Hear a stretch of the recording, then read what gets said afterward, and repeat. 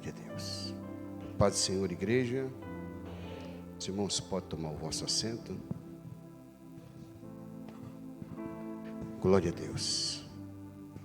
Culto com os nossos jovens. E eu sempre digo, abaixo de 100 anos, todos nós somos jovens. Glória a Deus. Abra sua Bíblia comigo no livro dos Salmos, de número 145. A pastora Silvia hoje está ministrando ali no fechamento do congresso na congregação do Jaguaribe. E eu falei para minha filha Karine, hoje você não tem escapatória, ou se ouve o papai ou se ouve a mamãe. Ela, vovô é a mamãe é mais branda. E ela foi lá para o Jaguaribe, glória a Deus. Mas estamos felizes, porque um dia como hoje, irmão, frio, você tinha todos os motivos para estar em casa. E quem sabe dizer, eu vou assistir a live, mas nós estamos sem internet esses dias, né? Então você só ia assistir o culto, acho que talvez à meia-noite. Mas os irmãos estiveram aqui, ou melhor, estão aqui, né? Vencer o frio, a chuva, e graças a Deus por isso. Salmo 145, versículo de número 4. Vamos ler até o versículo 7, que diz assim: Uma geração louvará as tuas obras a outra geração, e anunciarão as tuas proezas. Falarei da gloriosa magnificência da tua majestade e das tuas obras maravilhosas. E se falará da força dos teus feitos terríveis, e contarei a tua grandeza, e proferirão abundantemente a memória da tua grande bondade, e cantarão a tua justiça. Somente até aqui. Glória a Deus. Já foi orado, os irmãos tomem assento. Eu quero introduzir dizendo, irmãos, que nós temos um grande desafio. Eu quero dividir esta palavra em duas partes. Uma parte para os jovens, para os filhos, e uma parte para os pais que têm a responsabilidade de criá-los no caminho em que devem andar, como diz o sábio Salomão. Meus irmãos, o salmista Davi diz aqui: uma geração louvará as tuas obras a outra geração. Quando nós olhamos para a Bíblia Sagrada, nós vamos ver que Deus, Ele fez uma aliança com Abraão, Isaque e Jacó. E Deus, Ele não quebra princípios. Deus não retrocede, Deus não muda, Deus não quebra aliança. Abra sua Bíblia comigo em Malaquias capítulo 3, versículo 6. Eu não sei se é possível pôr no telão.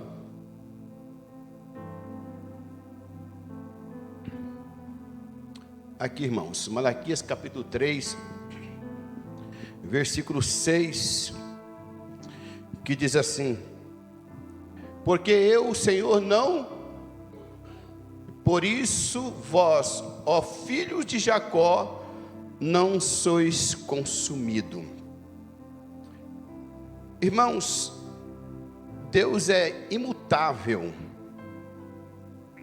O escritor aos Hebreus diz que Ele não tem sombra de variação, Ele não muda. O tempo muda, as estações, você muda, eu mudo, mas Deus não muda a sua palavra.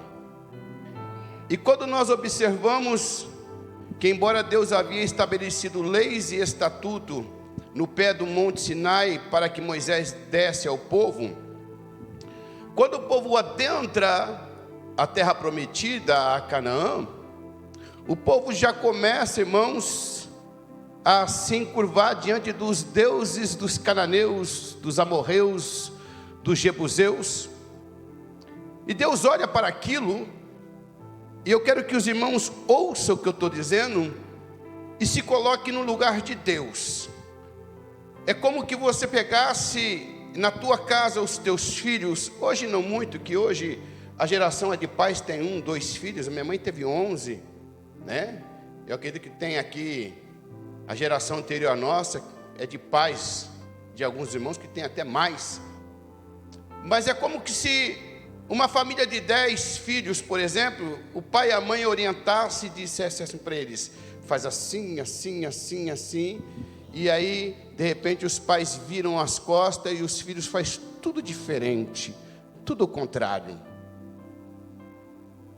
Só que Deus não virou as costas, porque Deus é onipresente, é onisciente. Deus havia dado instrução: olha, quando vocês entrarem na terra prometida, vocês matam tudo, mulheres, criança, animais. Meu Deus, pastor, que Deus terrível é esse que nós servimos?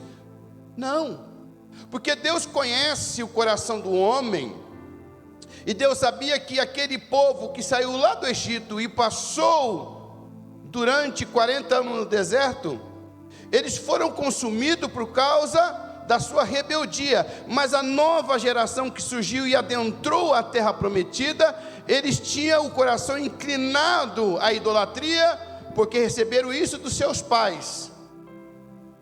Se eu tivesse que dar um tema para essa geração, para essa mensagem, seria uma geração pós-moderna. O que fazer? Você pode repetir comigo? Uma geração pós-moderna. O que fazer? Deus havia dado todas as orientações possíveis. E aí eu explico para você porque que Deus mandou matar tudo, até crianças. Porque aquele povo tinha os seus deuses, os seus falsos deuses. Quando você abre a Bíblia, no Salmo 135, a Bíblia diz assim para nós outros: os deuses das nações têm língua, mas não falam, têm olhos, mas não vê, têm mãos, mas não apalpa, eles têm pé, mas não andam, não caminham. Assim se faça aqueles que o adorem. Só existe um Deus, é o Deus de Abraão, Isaque, Jacó, o Deus dos apóstolos, o Deus da igreja, o meu Deus, o nosso Deus. E ele diz que a sua glória ele não dá outra, ele não reparte a ninguém. E a ordem de Deus foi: entra e estabelece. Eu vou parafrasear, é praticamente todo o livro aqui de Deuteronômio, em poucas palavras, só para você entender. Só me deram meia hora para eu poder pregar hoje. Tudo bem que eu não estava bem de saúde, mas eu preciso de tempo para poder desenvolver uma linha de raciocínio. Mas amém. Vamos ver o que a gente consegue fazer em meia hora aqui. O que Deus queria é que o seu povo adentrasse e revelasse e manifestasse o seu poder, a sua glória, o seu cuidado, o seu zelo, a sua proteção. Porque quando você entra numa linha de racionalidade, como que Deus diz: olha, vocês vão sair do Egito e vão para o deserto e celebrem para mim uma festa. Deserto é lugar de desprovisão, de escassez, de sofrimento, de calor durante o dia e durante a noite muito frio. Aí parece um contrassenso o pedido de Deus, mas quando Deus, ele diz para o povo sair do Egito e para o deserto, é que Deus queria que o povo dependesse única e exclusivamente dele. Sabe por que alguns crentes não estão aqui hoje? Ou não estão muito firmes, ou não vive uma vida de fé genuinamente como deveria viver? Porque eles dependem de outras coisas para o seu sustento, como o seu trabalho, como amigo, como família. De vez em sempre, às vezes te falta aí 50, 100 reais no bolso, você liga para a mãe, para o irmão, para um amigo, para o irmão da igreja: irmão, olha aqui, arruma 50 reais para mim. Aí um não arruma, outro não arruma, mas sempre existe alguém que é mais próximo do que você e diz assim: eu vou arrumar. Mas e lá no deserto?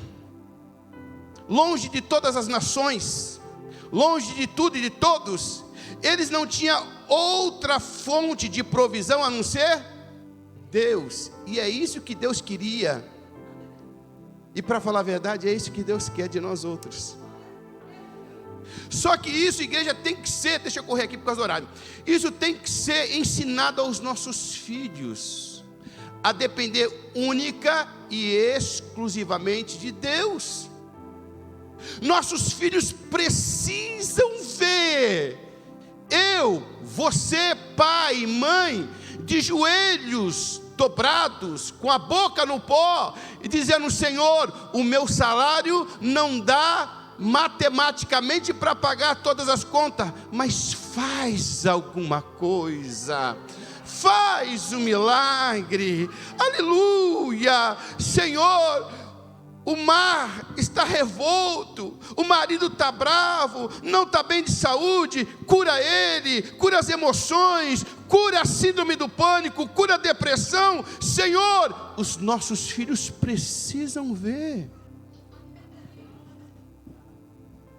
esta prática de confiança em mim e em você, porque pai, mãe, quando você faltar, quando o teu corpo descer a tumba fria, ele vai entrar num colapso, num desespero, se ele não aprender isso com você. Ele vai pedir para o amigo, para o vizinho, e se não tomar cuidado, ele vai acabar nas drogas, debaixo da ponte. Uma geração pós-moderna, o que fazer? Ensine o teu filho no caminho em que ele deve andar, para quando crescer, não se desviar dele. Isaac aprendeu com Abraão a construir altares. Abraão morre. No capítulo 26 de Gênesis, Deus, conhecendo o coração de Isaac, diz: ei, não saia dessa terra. Mas se você ler os primeiros versículos do capítulo 26, a Bíblia diz: houve fome na terra, assim como nos dias de Abraão. Houve fome.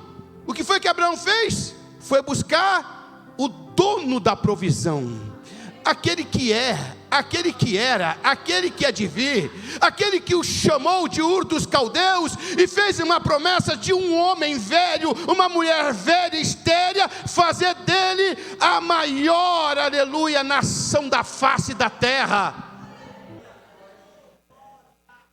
Se Isaac não tivesse visto seu pai levantar um altar no meio da fome, da escassez e pedir provisão, Isaac não ia saber o que fazer. Mas Deus apareceu a Isaac e disse: fica nessa terra. Lê o texto em casa. Na medida que ele ia descobrindo os poços que Abraão, seu pai, havia cavado, a Bíblia diz para nós que os filisteus vinham, não é nosso, entupia. Era uma perseguição. Estava provocando Isaac para a guerra, mas Isaac tinha o Deus do seu pai. Uma geração, versículo 4: louvarás tuas obras a outra geração e anunciarás tuas proezas.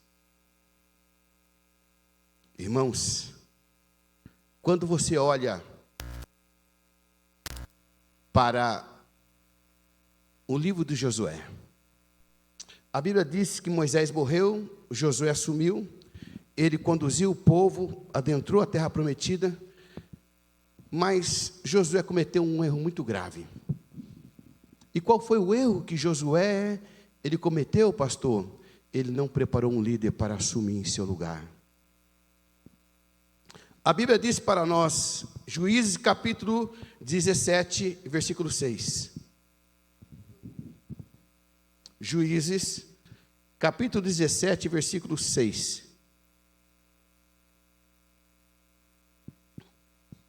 Aleluia. Naqueles dias não havia rei em Israel, e cada um fazia o que parecia bem aos seus olhos.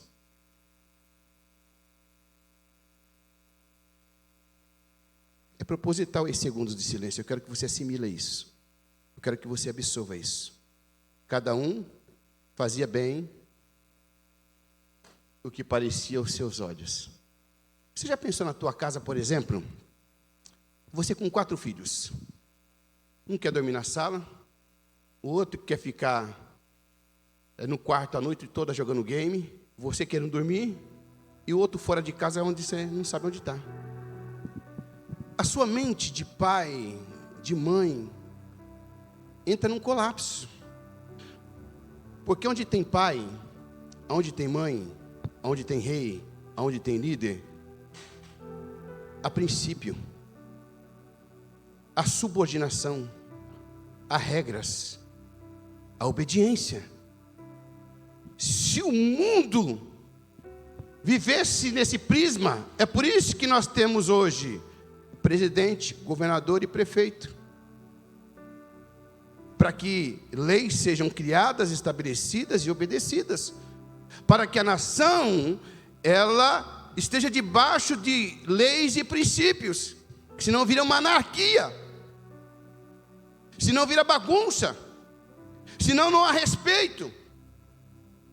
E o mais triste disso, que o livro de Juízes termina exatamente desta forma. O último capítulo e o último versículo diz exatamente a mesma coisa. E naqueles dias não havia rei em Israel, cada um fazia o que bem parecia aos seus olhos. E vocês pensam que foram pouco tempo? Foram 350 anos. Houve cerca de 15 juízes que Deus levantava de tempo em tempo para que o seu povo não fosse consumido. Agora, olhe para mim e preste bem atenção no que eu vou dizer. Se Josué fosse, assim como Moisés, eu estou ficando velho, sinto que o meu ministério está acabando. Ô Josué, vem cá, me acompanha. Olha a forma que eu relaciono-me com Deus. Olha a forma que eu ergo os altares. Olha a forma que eu ouço Deus. Olha a forma que eu coloco em prática as palavras de Deus. Olha a forma que eu lido com a nação de Israel e com os seus problemas diários. Se Josué tivesse a mesma preocupação de Moisés de formar um líder, o livro de Juízes seria diferente hoje. Se você tiver a preocupação de estabelecer regra na tua casa, pai e mãe, ei, senta a mesa aqui e deixa o celular lá na sala. Nós vamos comer, porque a ceia para os judeus é um culto. Ei, nós vamos para a igreja. Ô filho, deixa o celular em casa. Ah, mãe, mas eu vou olhar a Bíblia no celular. Engana que eu gosto. Para quem entre nós, até você que é adulto, irmão, pai, mãe, você vai abrir a Bíblia, acabou de chegar a mensagem, porque o diabo é atrevido, irmão. Ele já manda uma mensagem exatamente na hora que o pastor diz: abre a Bíblia aí no capítulo tal, no versículo tal. Aí o inimigo trava lá, ele deixa lenta a internet, atrasa. A hora que você vai abrir a Bíblia, chegou a mensagem, você fala: era essa mensagem que eu estava. Aí você,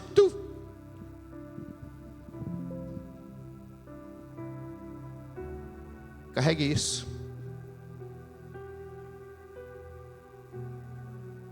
A internet pode atrasar, pode faltar, mas se você tiver isso,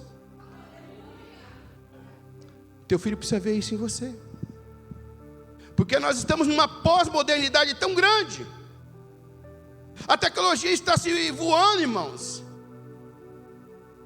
Tem um camarada aí que está construindo já casas em Marte. Olha que chique negócio. Já tem carro elétrico, carro que dirige sozinho, estaciona sozinho. O mundo está se evoluindo, mas Deus não muda. Deus é imutável. O Malaquias diz assim: porque eu, o Senhor, não mudo, por isso vós, filhos de Jacó, não sois consumidos. Deus fez uma aliança com Abraão, Isaac e Jacó, e a aliança de Deus está de pé até hoje, porque Ele não muda. Mas o nosso problema é que nós queremos ser mais bonzinhos do que Deus. Filhinho, ei, está muito frio. Fica em casa para você não ficar com febre. A mamãe vai orar por você, o papai vai orar por você. Viu, coisinha linda? Fica aqui em casa bonitinho. Aí a mãe bate a porta para vir para o culto, fecha a porta, ele vai lá no computador, e ele vai jogar, e ele vai ver pornografia, ele vai ver tudo lixo que não presta. Porque você quer ser mais bonzinho do que Deus? Traga para a igreja, irmão.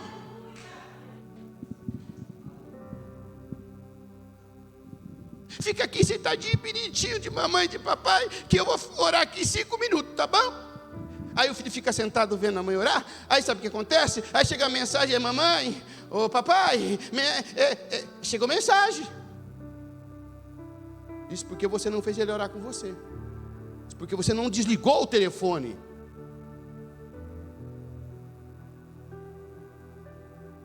Ensine essa geração. Porque vai chegar tempo em que você vai faltar. E se teu filho não tiver uma clarividência do Deus que você crê, do Deus que você serve, ele não vai ter estrutura para enfrentar as lutas, as adversidades, as confrontações. Ele não vai ter uma mente de Cristo para enfrentar o mundo, para enfrentar, irmãos, as ofertas de Satanás. Imagine muitos filhos de crente hoje. Se Satanás ele se transvestisse de uma mulher bonita, porque, irmão, esse folclore que apresenta por aí, um camarada de chifre, rabo e tridente, Satanás não se veste assim não, irmão. Você pensa que Satanás é besta? Você pensa que Satanás é burro? Ei, ele quando vem, ele vem todo bonitão, com a roupa toda parecendo uma cobra assim, eita, com saltão. Eita, eu trabalhava de supervisor à noite, andava naquela avenida Indianópolis, para cima e para baixo, e tinha uns que pareciam mulher. Eu falava: sangue de Jesus tem poder. Às vezes eu parava assim, irmãos, numa empresa para fazer a supervisão, porque nós tínhamos alarme lá, e eu vi aquela mulher bonita vindo assim, boa noite, dava até arrepio.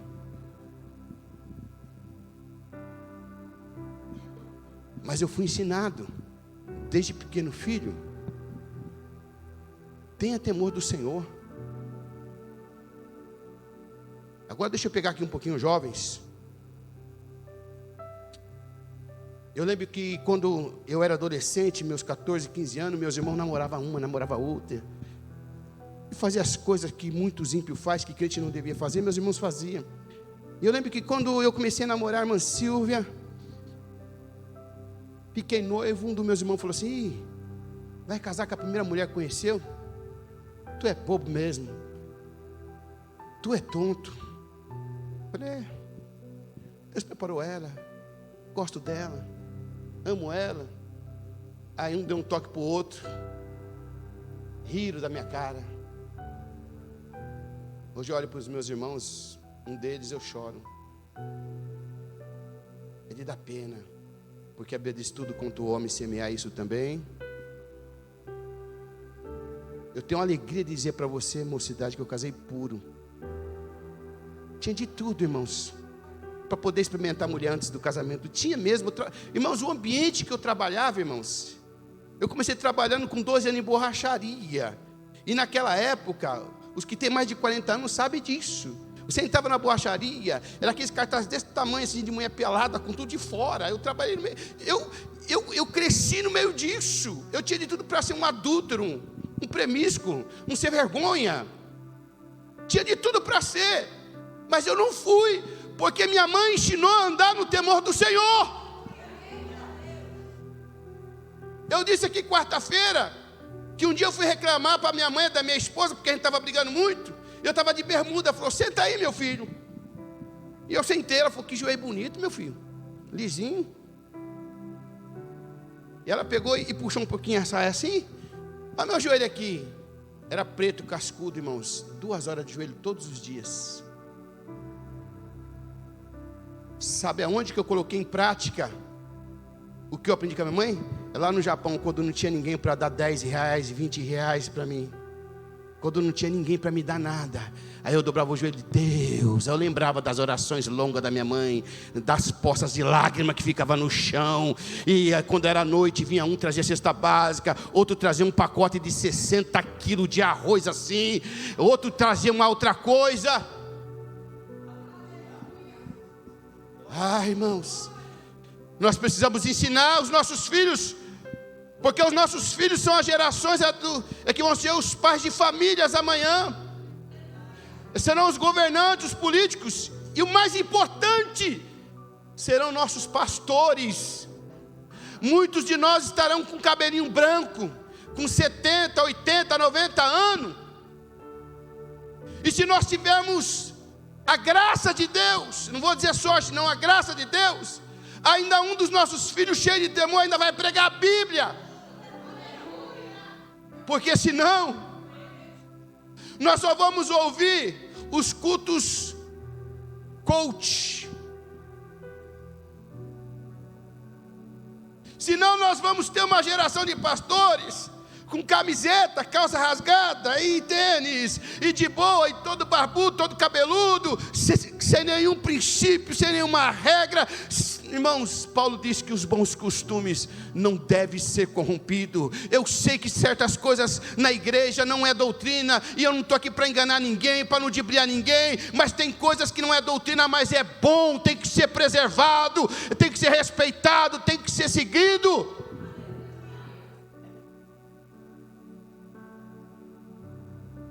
Depois eu termino de pregar essa mensagem, eu prometi para os irmãos que ia contar meu testemunho, que muitos irmãos não sabem. E eu só tenho 15 minutos para isso. Quando eu cheguei, quando saiu meu visto, falei, mãe, eu vou viajar. E já fui visitando alguns parentes para despedir. E chegou o dia da viagem. Tomei um susto, porque eu não sabia que ia tanta gente assim no dia da minha despedida. Abraça um, abraça outro, chora daqui, chora dali. A minha mãe, ela pegou. Por isso que eu não gosto de contar, irmãos, eu fico emotivo. É muito difícil para mim. Ela pegou na minha mão assim, ela começou a tremer e falou, filho, só vou te pedir uma coisa. Diga, mãe. Não se afaste de Jesus. Não deixe Deus por nada. Tá bom, mãe, fica tranquilo, não vou deixar Deus nada. Fica tranquilo. Eu desci no Japão, no aeroporto de Nagoya. Estava um grau negativo, um frio danado. Nós saímos daqui com 38, com 39 de calor. E a Karine, que sempre tinha uma saúde boa aqui no Brasil, a mais adoentadinha aqui no Brasil, na época era a Tatiane, que era muito magrinha. A Karine, ela chegou lá, já começou a ficar ruim, começou a tossir.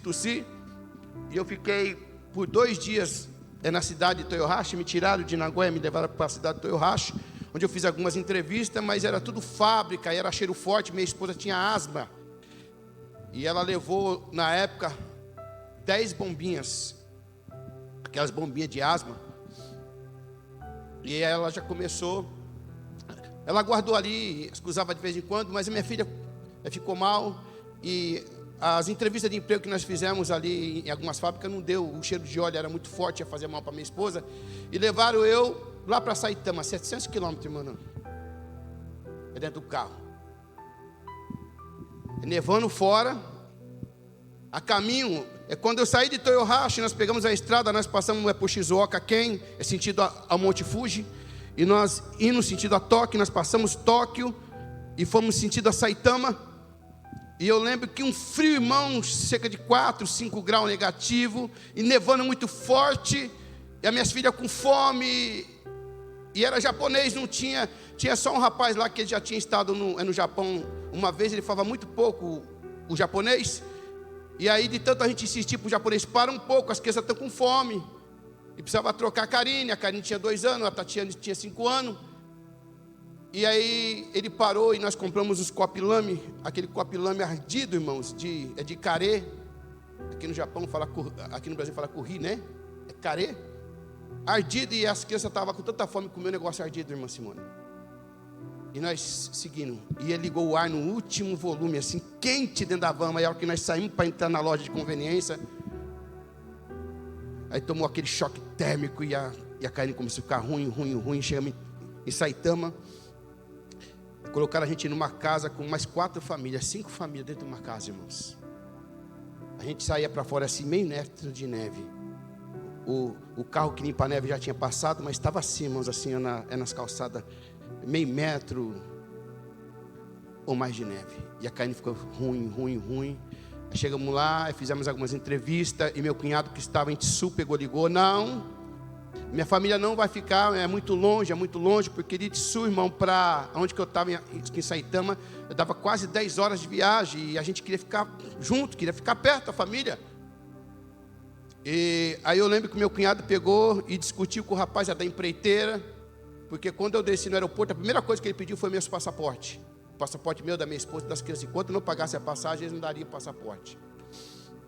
E ele, de posse do nosso passaporte, aí ele pegou e me chamou de canto e falou, você não quer trabalhar, rapaz, porque a gente arrumamos serviço na fábrica que eu racho, você não quis por causa da tua esposa e tal, aqui é outro clima, a tua esposa vai ficar bem, não sei o que, você tem que arrumar serviço. Eu falei, olha, aqui em Saitama eu não fico, porque a Karine começou a ficar ruim, tosse, aí nós voltamos para Toyohashi, no dia seguinte, irmão, mais 7 horas dentro da van, irmão, ar-condicionado, quente dentro da van e fora muito frio. Aí nós mal chegamos, aí já encaminhou a Karine para o hospital, ficou internada por 7 dias, 7, 8 dias. Irmãos, e aí ali eu dobrei o joelho. Isso na semana que eu cheguei, irmãos, tá? Foi questão de dias assim. Aí eu lembro que minha esposa estava no hospital com a Karine e eu e a Tatiana dentro do apartamento. Era um kitnet pequenininho, sujo, velho. E ali eu lembro que eu dobrei o joelho e comecei a chorar. Eu falei, Jesus, nem coloquei os pés no Japão direito, Senhor. E eu já estou passando essa prova toda, Senhor. O que está acontecendo? Senhor, tenha misericórdia. Comecei a orar. A Tatiana levantou, ela estava dormindo. Papai, por que você está chorando? Abracei ela.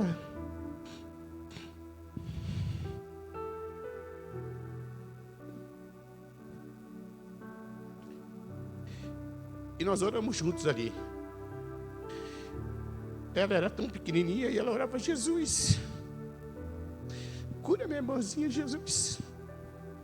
Oramos. E a Karine ficou uma semana mais ou menos internada e saiu e ficou bem. E eu lembro que eu já estava trabalhando na Suzuki. Eu conheci um rapaz, eu não vou falar o nome dele aqui porque está gravando, isso aqui vai para o YouTube. E a primeira coisa que esse rapaz perguntou para mim, ei, você é crente? Eu falei, sou. Ele falou assim, pois é, eu já desviei 5 crentes aqui. E pensa num camarada de boca suja, irmão. A boca dele, se você colocasse perto de uma boca de lobo, acho que a boca de lobo, o bueiro era mais limpo. Era palavrão o tempo todo. E eu comecei a conviver com aquele ambiente. Depois de uma semana, minha filha já estava em casa, a Tatiana e a Karine já estavam indo para a creche, a minha esposa já estava trabalhando. E eu falei, a vida que segue. E eu não fui procurar uma igreja, porque naquela época a igreja só tinha Okazaki. Naquela época o pastor Haroldo estava em Suzuka, e quem estava em Okazaki era o presbítero Abraão. Não sei se vocês conheceram o presbítero Abraão. Ele foi antes do pastor Elias. E aí eu falei assim, procura a igreja nada. Eu chego em casa morto de cansado, como é que eu vou servir a Deus aqui nesse país?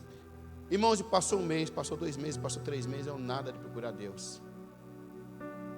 Aí, irmãos, começou a crise dentro de casa, porque eu chegava, estava cansado, a esposa cansada. Aí tinha comida para fazer, tinha criança para dar banho, tinha roupa para lavar, um monte de coisa. E o meu serviço era muito corrido, irmãos. Eu trabalhava com aquelas botas de segurança, pastor Jefferson. Eu chegava em casa com o dedo assim, o dedo mindinho todo esfolado, sangrando. E a minha esposa chegava cansada, porque a gente não estava acostumado com o ritmo do Japão. Eu tinha chegado há pouco tempo. E aí, a gente começamos a crise, começou a brigar. Aí, a minha esposa falou assim, a gente precisa procurar uma igreja, a gente precisa servir a Deus. Aí eu lembrei daquela voz ecoando no meu ouvido, filho, não deixe de Jesus. Não se afaste dos caminhos do Senhor Jesus. Irmãos, o que eu falo aqui, irmãos, eu não gosto nem de falar em púlpito, mas o Japão é um país muito promíscuo, tem muito sunaco. Eu não sei nem como é que fala isso em português. Deve ser casa de mulher da vida, alguma coisa dessa natureza. E os brasileiros lá, vamos visitar. Vamos lá. Não, você não precisa pegar mulher não, você só vai beber. E não sei o quê. Irmãos, nunca entrei num lugar desse.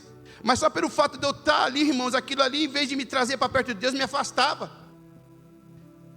E aí, irmão, nós fizemos uma oração em casa, eu e minha esposa. Não, nós vamos servir a Deus. Isso foi numa segunda-feira. Eu lembro que a gente tinha brigado feio e a gente tinha discutido. E aí quando foi na sexta-feira, apareceu lá um rapaz, que naquela época os brasileiros enchiam as vans de produto brasileiro, as coisas que vendem no Japão, que aqui do Brasil, como guaraná, marmelada, coisa que lá não tem. E aí encostou lá, aí falou assim: escuta, rapaz, você tem cara de crente. Eu falei assim: eu estou afastado, porque eu já estava quase 3 meses no Japão, tinha procurado a Deus. E aqui no Brasil, naquela época, antes de ir para o Japão, 1 mês fora da igreja, eu já me sentia desviado. Aí ele falou assim: eu tenho um amigo que é crente, e ele vai vir aqui te visitar, eu vou ligar para ele.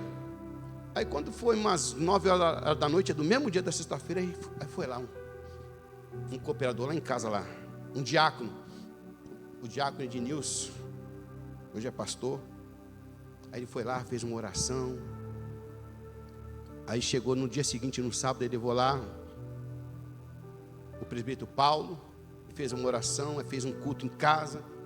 E naquela época, então, eu racho, o culto era dentro de um apartamento. E nós começamos a frequentar.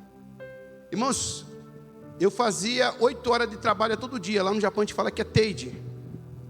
Quando eu comecei a ir para a igreja, começou a vir hora extra. Aí eu saía 8 horas, 8h30, irmão, eu chegava muito cansado, irmão. Minha esposa começou a fazer hora extra e a gente contente, porque a gente estava pagando passagem, estava pagando crédito das crianças. Mas aí, irmãos, eu passei um sábado sem ir para a igreja, eu passei o segundo sábado, aí no terceiro sábado, irmão, que eu tinha condições de ir, que eu trabalhava só às 8 horas, aí já não tinha mais força para ir. E o pastor ligando assim: irmão Moura, vamos para a igreja, irmão Moura. Ó, Deus vai te dar vitória, rapaz, você não pode. Não, eu estou trabalhando muito. Ia para a igreja um sábado por mês. Quando muito era 2 sábados. E o resto, ou fazendo hora extra, ou descansando, ou fazendo compra, ou arrumando casa. Porque no Japão, para quem não está acostumado, irmão, logo no início a vida é muito corrida. Aí chegou o mês de agosto no Japão. Muito calor. E o calor de lá é úmido. E aí, quando começou o calor, a minha esposa começou a usar aquela bombinha. E teve um dia que ela usou uma bombinha inteira num dia só. Aí quando chegou por volta de 6 e pouco da tarde, ela terminou de usar a bombinha, ela foi pegar outra, não tinha mais, tinha acabado. Ela foi usando aos poucos e ela não percebeu que a bombinha acabou. E aí ela começou a passar mal, desmaiou. O vizinho do lado, que nós ganhamos ele para Jesus sem palavras, o irmão Ricardo Rassegal e a irmã Fabiana. E eu lembro que a minha esposa desmaiou, correu, eu chamei ele, chamou a ambulância. E dentro da ambulância, irmãos, o japonês começou a gritar, porque a minha esposa, ela esmureceu. Aí eu coloquei a mão aqui, não tinha pulso. Coloquei aqui, não tinha pulso. Eu falei: Jesus, ela morreu. O japonês gritava dentro da ambulância, eu não entendia japonês, irmãos. Fazia meses que eu tinha chegado no Japão. E aí eu coloquei a mão nela, irmãos. Ela começou a esfriar. Eu falei: Jesus, a minha esposa morreu. E a ambulância correndo, que da minha casa até o hospital central, o hospital Shiminbiuin, que era o hospital central de Toyohashi, daria mais ou menos uns 15 minutos, 20 minutos, por causa do trânsito, era a hora do pico.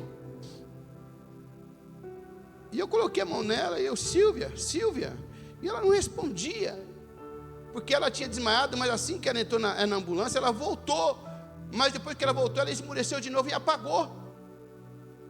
Aí eu vi que o japonês começou a gritar com o motorista, porque tinha o motorista, tinha uma japonesa e um japonês atrás, que estava tipo entubando ela, colocando oxigênio para ela respirar, porque ela não conseguia respirar. E aí eu olhei para ela assim, o japonês gritando, raiai, mandando a ambulância ir rápido, né? E aí eu coloquei a mão, eu não sentia as batidas cardíacas dela, e aí eu comecei a orar. E ali eu entrei em desespero. Eu falei: minha esposa morreu. Aí eu mexia com ela, eu falava com ela, aí o japonês tirava a minha mão assim, para mim não colocar a mão nela. Aí eu nervoso, né? Eu não falava porque eu não entendia ele, e se eu falasse ele também não ia entender. Mas no meu consciente, assim, é minha mulher, rapaz, deixa eu mexer com ela. né? E eu desesperado, eu mexendo com ela corpo mole assim. Aí, irmãos, ali eu fiz um pacto com Deus. Eu falei: Jesus, eu vou falar o que para minhas filhas, Senhor? Ah, Jesus. Aí foi um negócio tão forte, irmãos, que quando eu lembro, parece que eu estou vivendo aquela cena. A minha esposa branca, ela estava, sabe, mole, e eu mexia com ela, eu gritava, eu falava com ela, e o japonês mandava eu ficar quieto, mas ele estava gritando também, aquela confusão dentro da ambulância, e a ambulância com a sirene ligada, e correndo, e eu falei: Jesus, o que está acontecendo, Jesus? A minha esposa morreu. E eu mexia com ela, e eu chamava o nome dela, ela não respondia.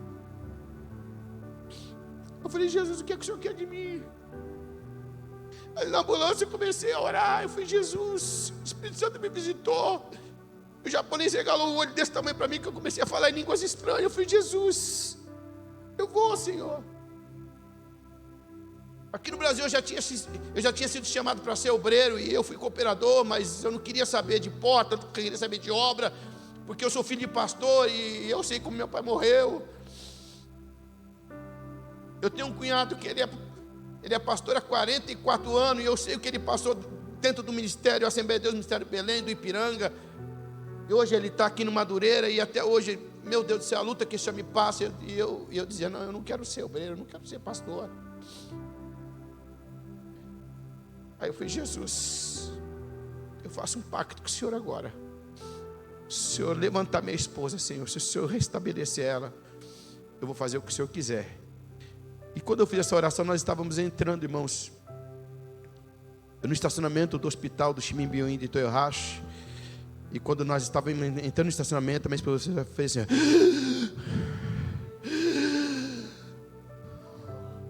ela foi abrindo o olho devagarzinho assim. Aí eu abracei ela. Eu falei: amor, acorda, amor. Ela falou assim: o que aconteceu? Com a voz cansada, quase não estava conseguindo falar, muito fraca. O que aconteceu? Aí encostou ao japonês, ele já veio com a maca, colocou ela na maca. E eu fiquei a madrugada toda com ela. As crianças só ficou na casa da irmã Fabiana e do irmão Ricardo, que era um apartamento bem do lado do nosso. Eu falei: Senhor, se o Senhor ressuscitou a minha esposa, se de fato ela morreu e o Senhor trouxe ela à vida, eu quero que o Senhor me dê uma prova disso, que o Senhor cure ela, e a partir de hoje que ela nunca mais venha usar essa bombinha, que o Senhor venha curar ela da asma. Irmãos, eu namorei 2 anos com a minha esposa antes de casar.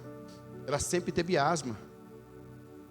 Mais ou menos uns 8 meses antes de eu ficar noivo com ela, ela ficou no hospital no Cruzeiro do Sul, aqui na Autonomista, que agora é o Hospital Notre Dame, alguma coisa assim. Antes era o antigo Cruzeiro do Sul. Ela ficou internada há 15 dias ali, irmão. Eu ia ver ela todo dia, por causa de bronquite, por causa de asma. E era grave, porque desde pequena ela tinha esse problema de asma.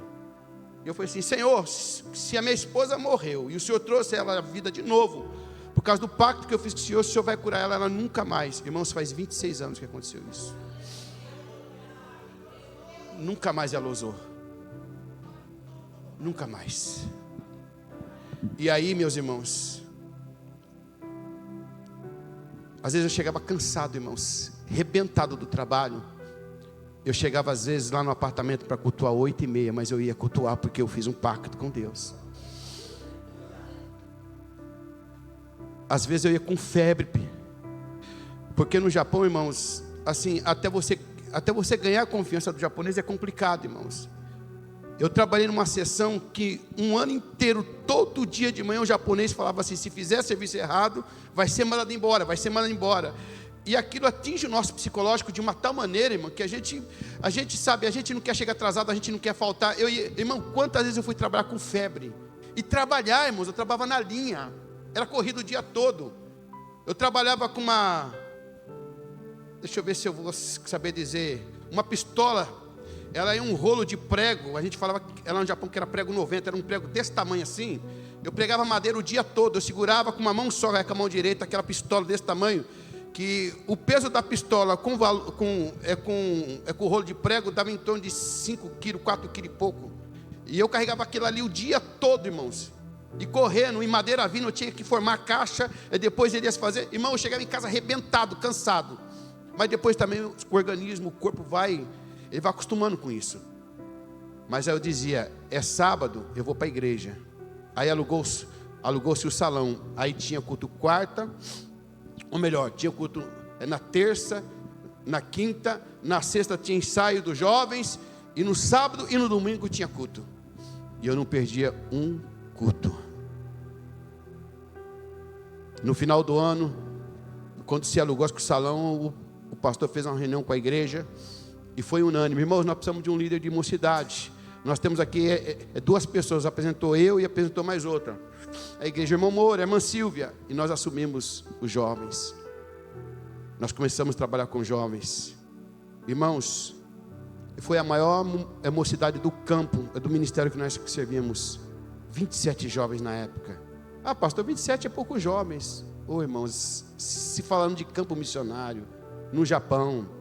Aqui, só para você ter uma ideia, só para você dimensionar um pouquinho. No Brasil, nós temos cerca de 218 milhões de brasileiros, não é isso aqui no Brasil? Lá no Japão, na época, tinha cerca de 250 mil brasileiros, muito espalhado no Japão todo. Então, para você ter uma igreja e um grupo de jovens com 27 jovens, era muito jovem, era a maior mocidade do campo.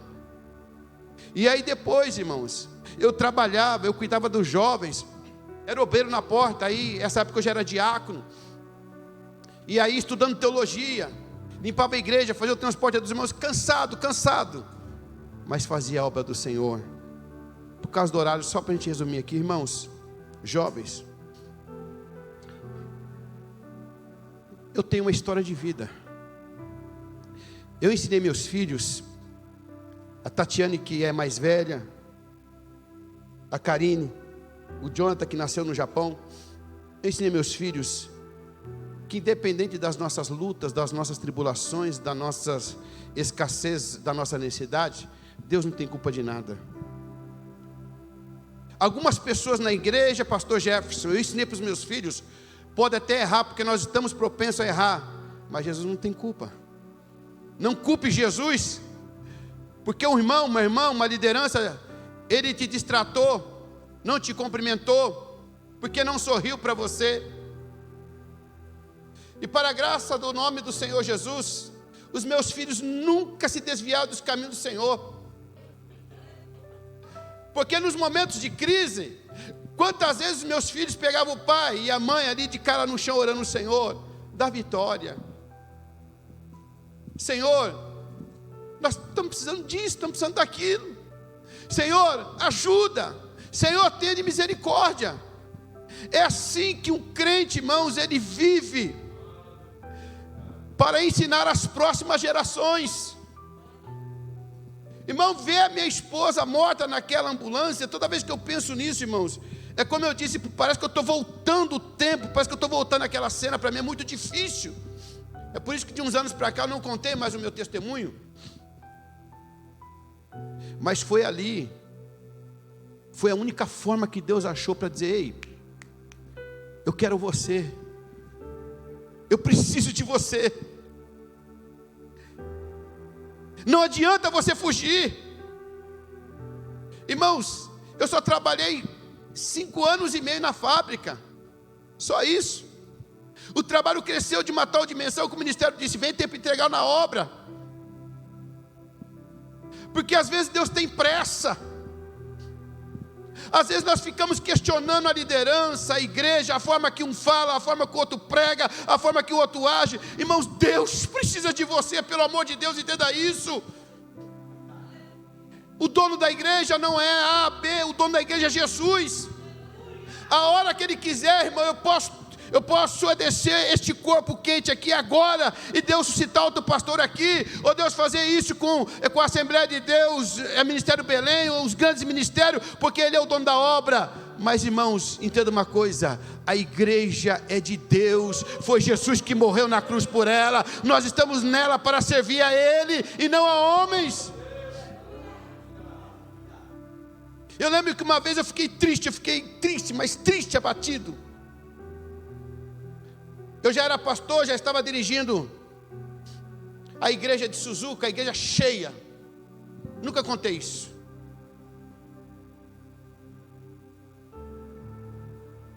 Aí surgiu uma crise tão grande no meu lar, irmãos.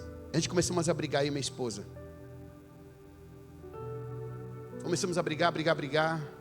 Aí eu liguei para o meu pastor e falei: pastor, eu preciso do senhor. O negócio aqui em casa não está bom não.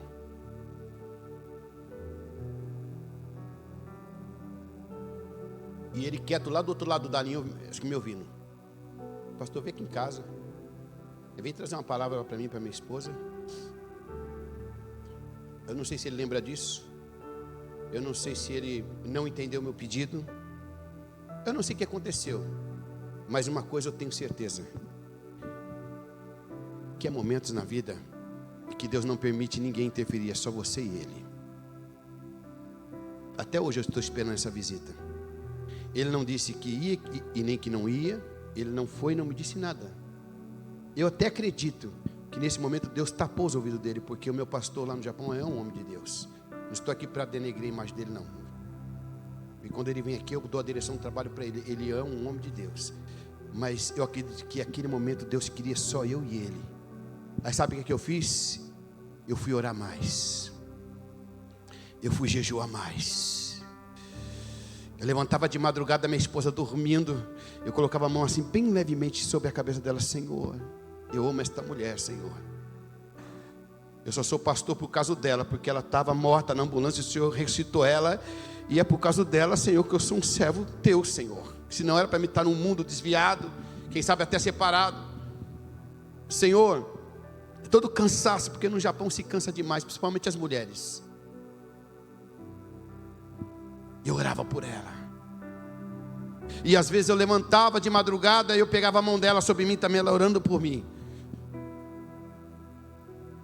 Oh, irmãos, eu não caí aqui de paraquedas, não. Às vezes a pessoa olha assim, um pastor novo, só tem 30 anos de casado. Na verdade vai para 32, né? Aleluia. O pastor bem sucedido, os filhos, 2 filhas casadas, carro novo. Mas eu tenho uma história. Uma história, irmãos, que tem lágrimas, tem gemidos. Uma história com muitas vezes pensando em desistir. Uma história, irmãos, que às vezes o diabo diz assim: ei, tira a tua vida. Às vezes o negócio via tão forte, irmãos, que eu pensava: Senhor, eu não vou aguentar, Senhor, eu não vou resistir. E o Senhor deixava a prova vir. O Senhor deixava a luta vir. E o Senhor via eu chorar, mas Ele estava lá colhendo as minhas lágrimas. Sabe, irmãos, a gente temos que parar um pouquinho para pensar que tudo aquilo que nós passamos não é porque Deus te abandonou. Deus tem propósitos.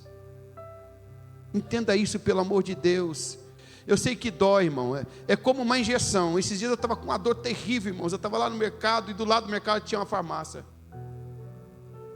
Aí eu peguei e joguei as compras no carro de qualquer jeito, que eu estava com muita dor. Cheguei na farmácia e falei: moço, você tem aquela injeção assim, assim, assado?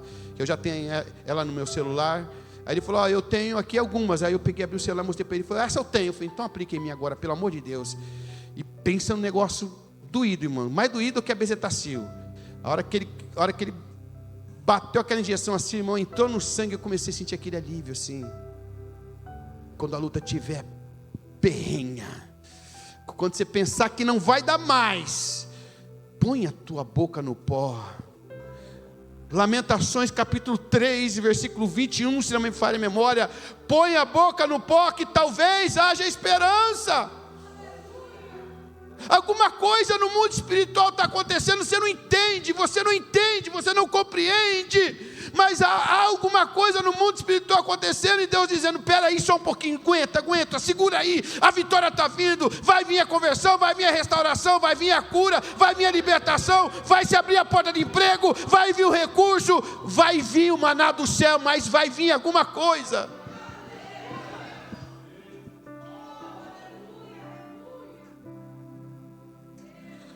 Aleluias. Às vezes a gente pensa que está só, irmãos.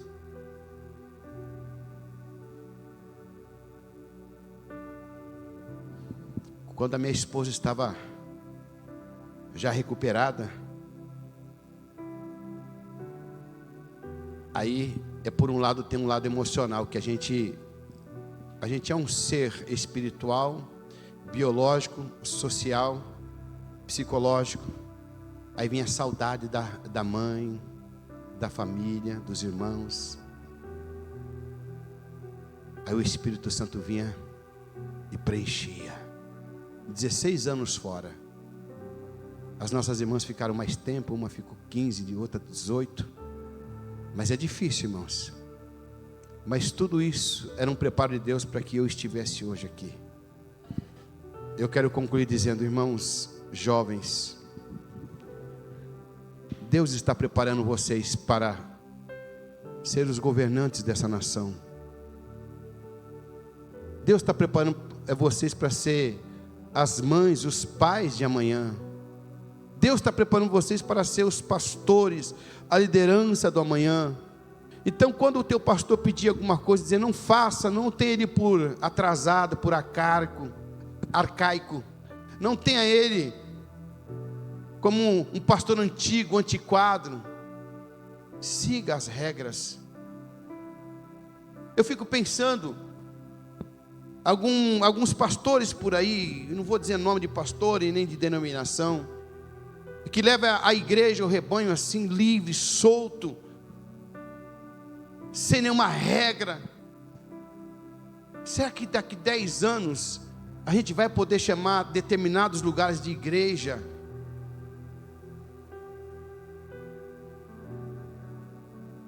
Muitos lugares com parede preta, jogo de luzes. Irmãos, existe cultos específicos. Eu não sou ignorante. Que nem vai ter o congresso do louvor aí, é louvor, tá? Umas luzinhas para ficar bonita. Mas tem lugares, irmãos, que eu lembro quando eu tinha 12 anos de idade, na rua da minha casa, assim na esquina, descendo a rua do Jaguaribe ali, pastor Adalberto, é do lado direito, onde que é um posto de gasolina do Shell agora. Construíram uma discoteca enorme, chamava Monte Negro. Irmãos, começava quinta, sexta, sábado, domingo, a madrugada toda. E era igualzinho algumas igrejas como no dia de hoje. É tudo preto, jogo de luz. Irmão, não muda nada.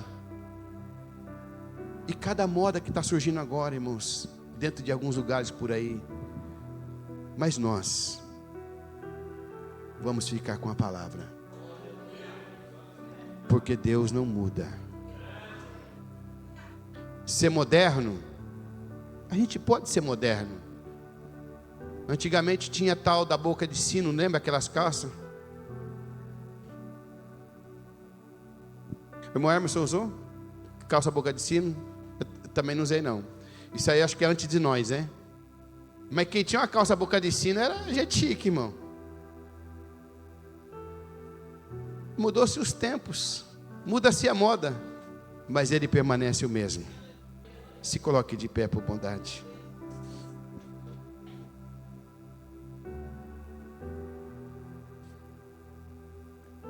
Quando você vê uma igreja bonita, toda ornamentada, cheia, eu não estou dizendo que igreja simples não pode estar cheia não, pode e deve estar cheia. Mas normalmente as pessoas vão nos lugares mais atraentes, não é verdade? Observe o tipo de mensagem que é pregado nesses lugares. Observe o tipo de vestimenta que se é usado neste lugar. Observe o caráter do pastor deste lugar. Antes de você dizer assim, ó, eu vejo Deus ali. Esses dias alguém mandou uma mensagem para mim e me recomendou um pregador. Olha que interessante, mandou: ó, pastor Moura, tudo bem? A gente trocando mensagem. Ó, eu tenho um homem de Deus aí para poder pregar na sua igreja. Rapaz, eu vejo Deus na vida dele. Eu falei assim, puxa vida, então você me manda o contato dele, do YouTube, as pregações dele, que eu quero ver Deus também, porque você está vendo, mas eu não vi ainda. Irmão, eu vi uma mensagem desse homem no YouTube, e eu não vi Deus na vida dele, não. Aí no dia seguinte ele manda uma mensagem, e aí, eu posso agendar? Era para ser sexta-feira retrasada. Eu falei, pode não, moço. Mas você não viu Deus na vida dele? Vi não. Mas eu vi, eu falei, pois é. Cada um vê de uma forma, né? Vi não. Muito obrigado, Deus abençoe, viu? Pega o teu pregador e leva para outro lugar. Porque aqui a gente pode ficar com os quadrados, com os antiquados, mas a gente vai ficar com isso aqui ainda.